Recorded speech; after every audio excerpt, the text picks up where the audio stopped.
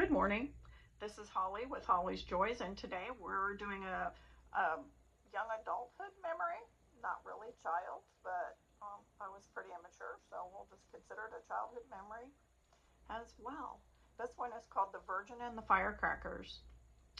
I was 20 years old, a senior at college, navigating that fragile balance between independence and my total insecurity. My parents covered tuition and books, but I worked two jobs between semesters to pay for housing and food. I lived off campus in a dilapidated building known affectionately, or maybe even ironically, as Big Pink. 12 rooms, four shared kitchenettes in the basement, and a small communal living area, and a multi-stalled bathroom on each floor.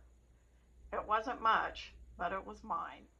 Actually, it was me finding my own way. I was one of three women in the building. Social anxiety has always been my shadow, keeping me silent, withdrawn, so I rarely spoke to anybody there. My days were quiet, routine, and uneventful until an old roommate came to visit. She had graduated the year earlier and stopped by to visit a friend of hers on campus and needed a place to stay overnight.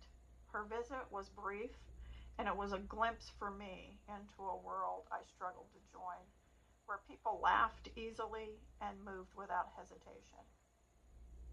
A couple days after she left, something changed.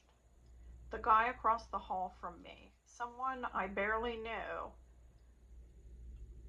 seated, began to sit in his doorway on a rickety old desk chair. And at first, I just avoided his glance. I, I always did that with strangers. But then it escalated. He began tossing firecrackers at my door. The first one startled me, a sharp, unexpected crack that shattered the silence.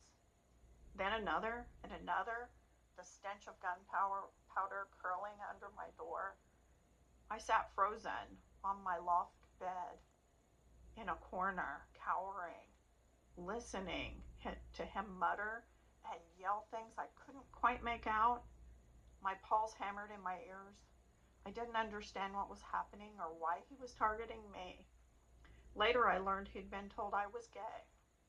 It was a label someone had carefully affixed to me, a virgin who'd been only on a handful of awkward dates and still felt like a child in matters of love and intimacy. That label became a weapon in his mind, one I never saw coming. I waited out his tantrum in silence, too afraid and uncertain to confront him. Eventually, someone else intervened, and the firecrackers stopped. The incident was resolved by another of my Big Pink roommates. It was an intervention, but the memory lingers, not from the fear it caused, though that was real, but for the lesson that it left behind. He was wrong about me, so completely off the mark, and yet this misguided perception had tangible power. It scared me, but it also shaped me. To this day, when I see others act out, my first instinct is judgment, a reflex born out of fear and misunderstanding. But then I remember that young man, the firecrackers, and how he missed the truth of who I was. My prayer for you is resist the urge to judge too quickly. People are rarely what they seem at first glance, and their actions and often speak of their own struggles, that of people that they target. Offer grace and love where you can, and seek understanding before casting stones. We'll see you next time. Bye.